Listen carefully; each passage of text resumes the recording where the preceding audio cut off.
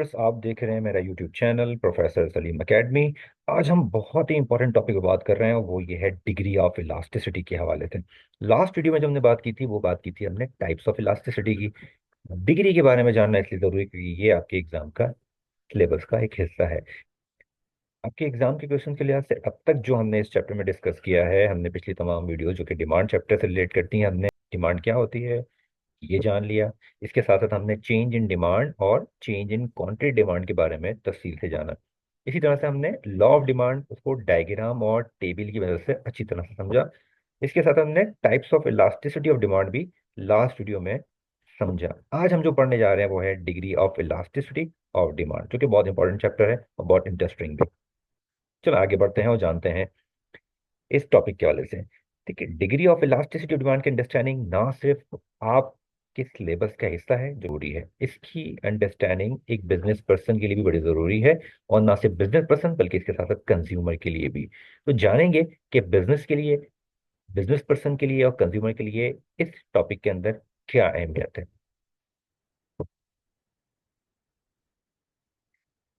मैंने आपको last lecture में क्रॉस इलास्टिसिटी के बारे में समझाया था। इसके साथ साथ नंबर सेकंड में हमने इनकम के बारे में पढ़ा था। और हम सबसे पहले हमने प्राइस इलास्टिसिटी के बारे में समझा था। यहाँ मैं आपको सिर्फ रिव्यू करवा रहा हूँ कि ये तीनों टाइप्स थी जो हमने डिस्कस कर ली हैं। आज हम जो डिग्री पढ़ने जा रहे हैं, ये डिग्री का ताल्लुक इस प्राइस इलास्टिसिटी के साथ है। क्योंकि प्राइस इलास्टिसिटी डिमांड का मतलब है कि पीईडी क्या करती है, पीईडी मेजर करती है रिस्पॉन्सिवनेस। किसका रिस्पॉन्स? प्राइस के चेंज होने से डिमांड का रिस्पॉन्स क्या है।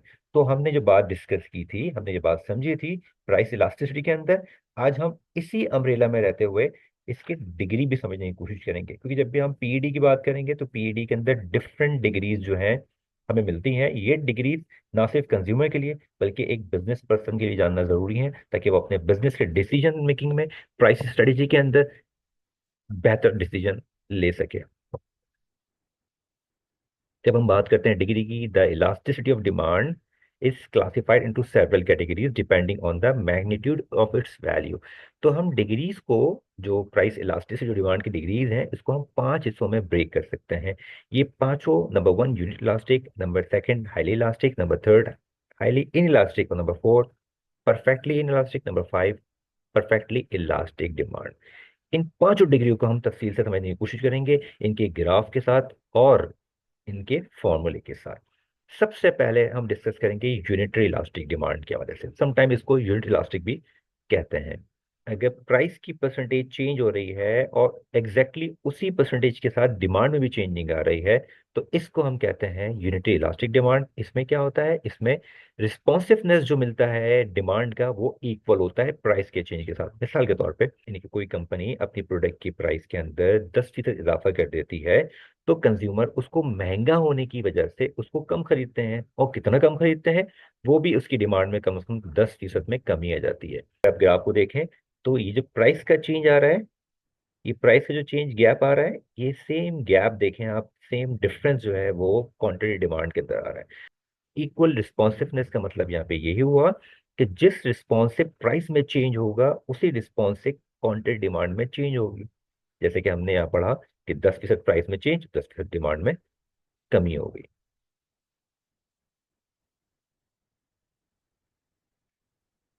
बात करते हैं बिजनेस पर्सन के रेवेन्यू पे क्या असर पड़ता है अगर डिमांड उसकी प्रोडक्ट की यूनिट इलास्टिक हो। तो हम ये कह सकते हैं कि अगर डिमांड यूनिट इलास्टिक है उसकी प्रोडक्ट की, तो प्राइस के चेंज होने से उसके रेवेन्यू पे कोई असर नहीं पड़ेगा। यानी कि अगर प्राइस कम हो जाती है और रेवेन्यू में उसकी डिमांड में इजाफा हो जाता है प्रोडक्ट की, तो उसका रेवेन्यू प्राइस कम होने की वजह से वही रहेगा। अब हम बात करते हैं कि कंज्यूमर की जो गुड्स है उस पर क्या असर पड़ रहा है। आमतौर पे ये जो कंज्यूमर की गुड्स होती है, वो जो बाय करता है वो एडजस्ट कर लेता है उसके सब्स्टिट्यूट गुड्स के साथ या उसके अपने एक्सपेंडिचर को दूसरे प्रोडक्ट के साथ। अब हम इसकी कैलकुलेशन देखते हैं कि पीडी को किस तरह कैलकुलेट किया जाता है। अगर हम देखें एग्जाम्पल में, if the price of a product rises from 90 to 100%, यानी कि इन शॉर्ट हम कहें कि अगर 10% प्राइजेस में इजाफा हो रहा है, किस है, तो कंज्यूमर इजाफे की वजह से उसकी जो प्रोडक्ट है मार्केट में उसकी डिमांड में 10% कमी कर दें। इस तरह की जो इलास्टिसिटी है उसकी डिग्री जो होगी वो यूनिटी इलास्टिक होगी और जो इक्वल टू 1 कहलाएगी। अगर हम इसको कैलकुलेट करके देखें तो इसकी कैलकुलेशन का इसका फॉर्मूला क्या होता है, PED price elasticity of demand equal to percentage change in quantity demand, यानी कि जो परसेंटेज डिमांड में जो चेंजिंग आ रही है वो चेंजिंग हम यहाँ लिखेंगे, और जो प्राइस में चेंजिंग आ रही है वो यहाँ लिखेंगे। यानी कि पहले प्राइस अगर कम थी अब ज्यादा हो गई है, तो जो चेंज डिफरेंस आया उसका वो डिफरेंस यहाँ आएगा। इस तरह डिमांड का डिफरेंस भी यहाँ आएगा।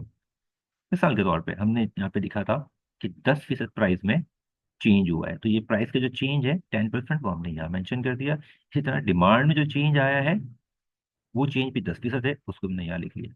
इन दोनों की परसेंटेज को 10-10% में जब हम डिवाइड करेंगे तो इक्वल टू 1 आ जाएगा, तो पीईडी इक्वल टू 1 आ गई। जब भी हम कैलकुलेशन में देखें हमारा आंसर पीईडी का 1 आ रहा है, तो हम ये कह सकते हैं कि उस प्रोडक्ट की जो इलास्टिसिटी है वो यूनिटी इलास्टिक है। तो ये टॉपिक जो है इसलिए बिजनेस पर्सन के लिए अहम है कि वो अपनी प्रोडक्ट की इलास्टिसिटी की डिग्री को चेक कर सकते हैं। सेकंड जो डिग्री है उस वो है हाईली इलास्टिक डिमांड। इसका रिस्पॉन्स क्या होता है? इसका रिस्पॉन्स हाई रिस्पॉन्सिव में होता है। हम कह सकते हैं स्मॉल चेंज इन प्राइस, यानी कि प्राइस में बहुत मामूली तब्दीली हो या चेंजिंग हो, लेकिन डिमांड चेंजिंग होगी वो बहुत ज्यादा होगी। इसको हम एक इसकी ग्राफ से समझने की कोशिश करते हैं। अगर आप इस डायग्राम में देखें तो ये चेंज है, ये जो गैप आ रहा है प्राइस में, ये चेंज थोड़ा कम है, लेकिन जो चेंज डिमांड में आ रहा है वो चेंज बहुत ज्यादा है। तो अगर आप ग्राफिकली अंडरस्टैंड करना चाहें, इस तरह का ग्राफ आपके सामने है जिसमें प्राइस में चेंज कम आ रहा हो और डिमांड में चेंज ज्यादा आ रहा हो, तो आप समझ सकते हैं कि उस प्रोडक्ट की जो डिमांड है वो हाईली इलास्टिक है मार्केट के अंदर। तो ये सेकंड डिग्री है जो कि हमने डिस्कस की, कि जिसमें हाई रिस्पॉन्सिवनेस होता है। अब हम जान लेते हैं कि इसका इम्पैक्ट बिजनेस पर्सन को क्या पड़ता है, यानी कि उसके रेवेन्यू पे क्या असर पड़ता है। अगर प्राइस कम हो जाती है मार्केट में तो total revenue increase because they higher quantity sold due to lower price. Price कम होने की वजह से बहुत ज़्यादा उसकी डिमांड में इजाफा हो जाता है। उसकी प्रोडक्ट जो बहुत ज़्यादा सेल होती है, जब उसकी प्रोडक्ट बहुत ज़्यादा सेल होती है तो उसका रेवेन्यू पहले के मुकाबले में बहुत बढ़ जाता है। इसी तरह से थोड़ी सी प्राइस अगर बढ़ती है तो कंज्यूमर उसके रिस्पॉन्स के अंदर बहुत ज्यादा कमी कर देता है।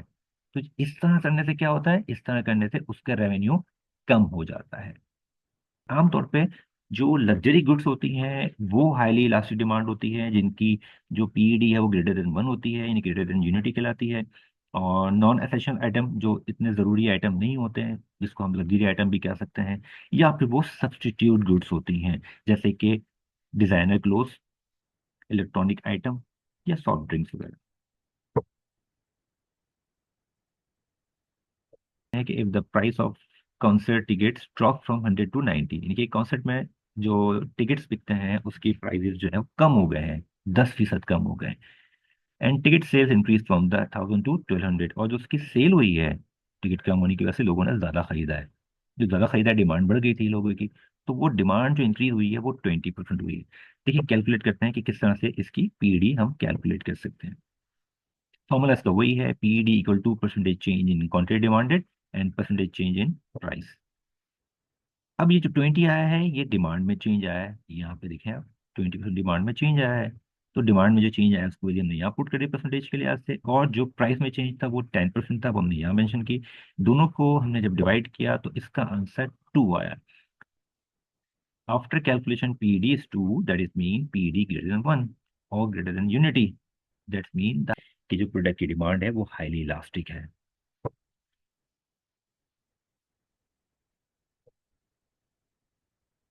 अब हम बात करेंगे हाईली इन इलास्टिक डिमांड की, कि कौन सी ऐसी प्रोडक्ट्स होती हैं जो डिमांड है वो हाईली इन इलास्टिक है।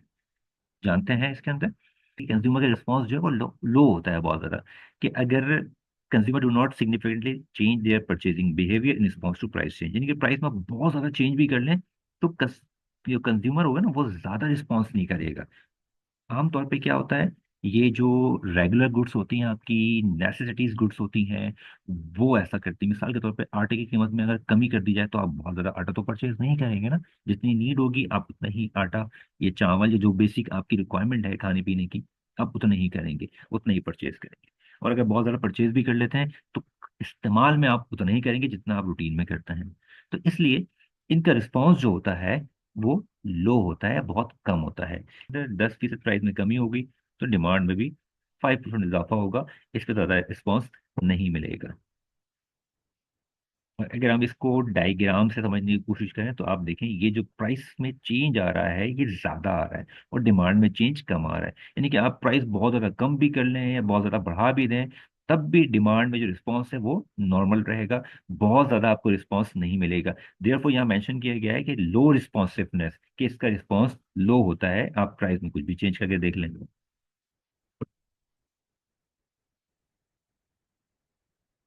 भी कैलकुलेशन में लेस देन वन वैल्यू आ रही, आप समझ जाएंगे जो लेस देन यूनिटी है। इसका इम्पैक्ट क्या पड़ता है बिजनेस पर्सन पे? अगर प्राइस इंक्रीज हो जाती है तो total revenue increase because the loss in quantity demand is proportionally smaller than the price increase. कि प्राइस बहुत ज्यादा इंक्रीज कर दी है, तो अगर सेल थोड़ी सी कम भी हो जाएगी तो कोई फर्क नहीं पड़ेगा, हमें ज्यादा प्राइस की वजह से हम ज्यादा कमा लेंगे। इसी का अगेंस्ट रिस्पॉन्स इसके प्राइस के डिक्रीज होने पे पड़ता है। अब हम जानते हैं कंज्यूमर की जो गुड्स की टाइप्स हैं वो कौन कौन सी। आमतौर पर इसमें नेसेसिटीज गुड्स या सब्सिट्यूट गुड्स होती हैं। जैसे कि बेसिक फूड आइटम, हमने स्टार्ट में बात की कि जो आपके फूड आइटम्स हैं आमतौर पर आप उतना ही खरीदते हैं जितनी आपकी रोज की या रूटीन की आपकी नीड होती है।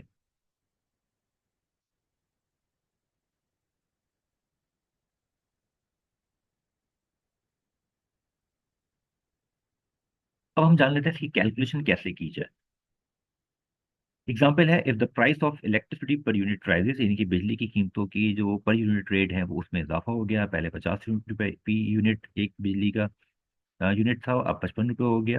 तो जो चेंज आया है वो 10% इंक्रीज हुआ है। इसी तरह से जो कंज्यूमर की कंजम्पशन है इलेक्ट्रिसिटी की, वो महंगी होने की वजह से कम कर देगा। और जो कम करेगा तो वो 1000 वाट किलो वाट से कम करके 95 किलो वाट कर देगा, यानी कि 5% डिक्रीज हो जाएगी। तो एक प्राइसेस में 10% इजाफा हो रहा है तो डिमांड में जो कमी आ रही है वो 5% आ रही है। देखते हैं किस तरह इसकी पीडी कैलकुलेट होती है। पीडी का सेम वही फॉर्मूला है, percentage change in quantity demanded, percentage change in prices. 5% change in quantity demanded, आपने 5 को यहाँ मेंशन कर दिया जैसे कि ये डिक्रीज हुआ है यहाँ पे। और जो चेंज आ रहा है प्राइस में वो आपने यहाँ मेंशन कर दिया, इन दोनों को डिवाइड करेंगे तो आंसर इसका आएगा 0.5। इसका मतलब है जब भी ऐसी कैलकुलेशन जो कि आपके सामने 1 से कम में वैल्यू आए, तो आप समझ जाएं कि पीडी कम आ रहा है, यानी कि 0.5 आ रहा है, तो it's mean PD less than 1। तो जब भी पीडी लेस देन 1 होगा तो आप समझ जाएंगे उस प्रोडक्ट की जो डिमांड है वो हाईली इन इलास्टिक है। तो ये सारी इंफॉर्मेशन किसी भी बिजनेस पर्सन के लिए बहुत जरूरी होते हैं।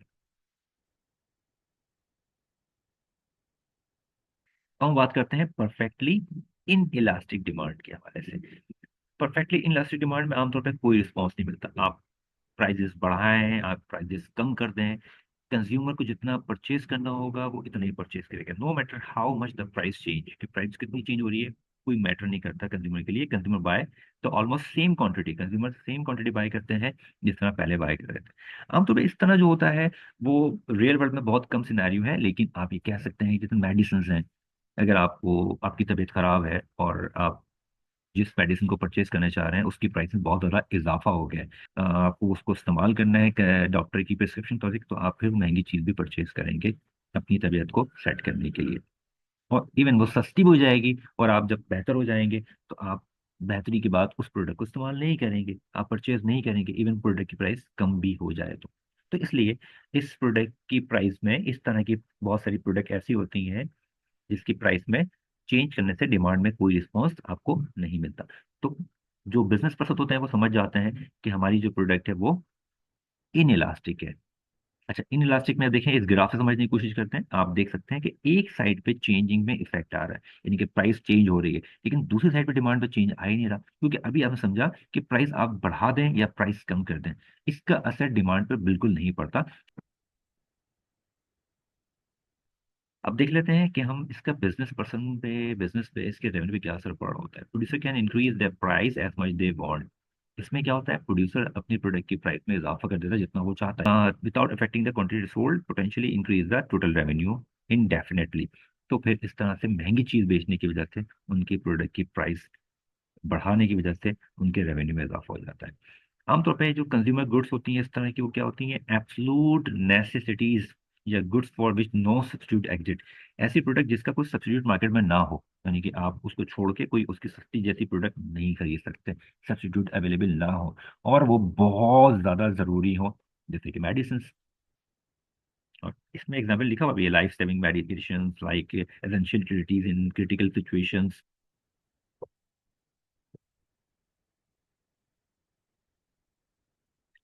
तो हम बात करेंगे इसकी कैलकुलेशन के हवाले से। लिखा हुआ है कि किसी अस्पताल के अंदर 100 यूनिट्स जो है वो किसी मेडिकेशन की जाती है एक हफ्ते के अंदर, और जो उस मेडिसिन की जो प्राइसेस हैं वो उसमें इजाफा हो गया, वो 100 रुपीज की मिलती थी पहले, अब वो 1000 रुपीज पर यूनिट हो गई है। तो क्या डिमांड में कमी आएगी? बिल्कुल भी नहीं आएगी, क्योंकि तमाम जो पेशेंट होंगे वो उस मेडिसिन को लाजमी परचेज करेंगे। तो इस तरह की जो कैलकुलेशन है वो उस तरह से होगी कि फॉर्मूला इसका सेम वही रहेगा जो अब तक हमने देखा, लेकिन चूंकि डिमांड में कोई चेंजिंग नहीं आएगी, डिमांड जो रूटीन के लिहाज से चल रही थी, जो रिक्वायरमेंट के लिहाज से थी, डिमांड वही रहेगी, यानी कि कोई चेंज नहीं आया, जीरो डिमांड। और प्राइस में कुछ भी चेंज कर लें आप, बहुत ज़्यादा इजाफा कर लें या बहुत ज़्यादा कमी कर लें, तब भी डिमांड में चेंज नहीं आएगा। तो इस तरह की कैलकुलेशन के बाद रिजल्ट कंपाइल होता है, आप कह सकते हैं कि after calculation PD is zero, that is mean the PD is zero और no unity, this is called the perfectly inelastic demand, यानी कि ऐसी डिमांड जिसमें कोई तब्दीली नहीं आ सकती, और जो डिमांड है वो इन इलास्टिक है, इसमें बिल्कुल भी लचक नहीं है, इसमें इजाफा नहीं हो सकता।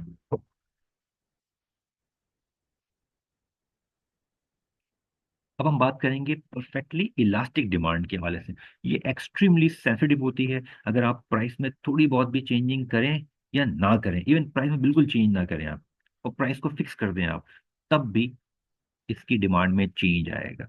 सम टाइम क्या होता है, जो ओकेजन होते हैं, इवेंट होते हैं, कोई सेरेमनी है आपके घर के अंदर, तो आप क्या करते हैं, आपकी डिमांड में इजाफा हो जाता है और प्राइस जबकि उसकी चेंज नहीं होती।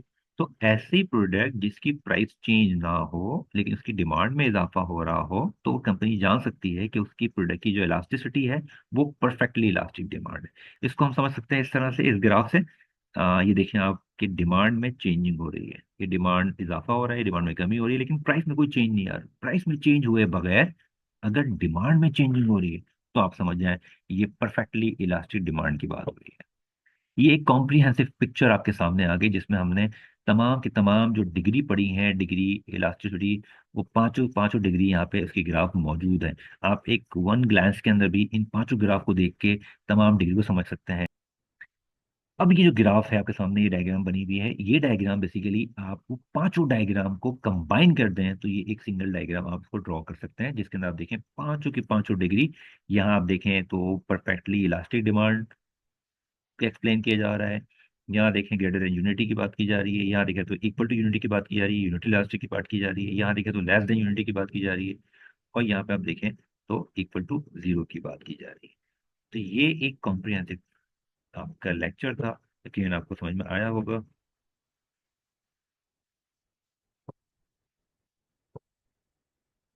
ये थी आज की वीडियो स्टूडेंट, यकीन आपको पसंद आई होगी, आपको समझ में आई होगी। जुड़े रहें हमारी वीडियोस के साथ ताकि इस तरह की आसान वीडियोस आप तक पहुंचते रहे, और मैं तमाम जो सोशल मीडिया प्लेटफॉर्म है उसको फॉलो करते रहें। Thank you for watching my video. मेरी वीडियो को लाइक भी करें, अपने दोस्तों के साथ शेयर करें, और मेरे चैनल को सब्सक्राइब जरूर करें।